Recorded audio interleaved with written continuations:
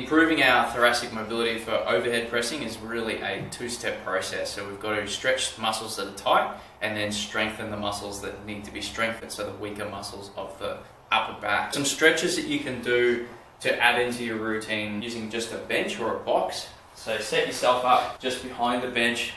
You want to place your elbows onto the bench, and with your hands, either put them together. You want to keep your back as straight as you can and try and push your chest and shoulders to the ground. So main point to remember with that one is hand on your pelvis and hand on your ribs. You want to keep those 2 points together to stop your ribs from flaring up and expanding here, which is then going to compensate with your lower back. The second one you can do is just taking a band. What we're going to do is set that up on top of a pull-up rig, like so.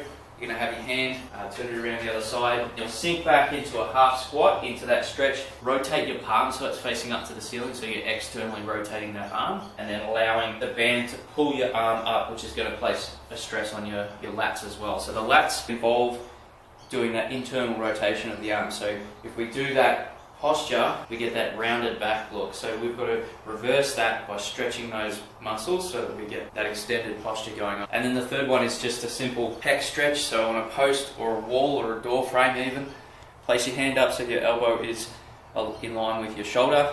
So it's externally rotated, and then we're just going to be twisting against our hand that's on the post. So we get a stretch through the front of the chest. When it comes to strengthening the back, as we said before, we want to be able to extend our thoracic spine. So therefore, if we externally rotate, we naturally cause that. Grab yourself one of these thin bands, have your palms upside down, and then just squeezing the shoulder blades together, you're going to bring the band apart and then control that together. So don't allow the band to come back and for there to be slack. So you want to keep tension the whole time. Another point to remember with that is to keep the shoulders away from the ears. So you don't want to be in this position and shrugging up and then doing it. Try to actively pull the shoulders down and back. Another good one you can do using a bench, or you can alternatively lay on the floor and do these, is YTWs. Face down.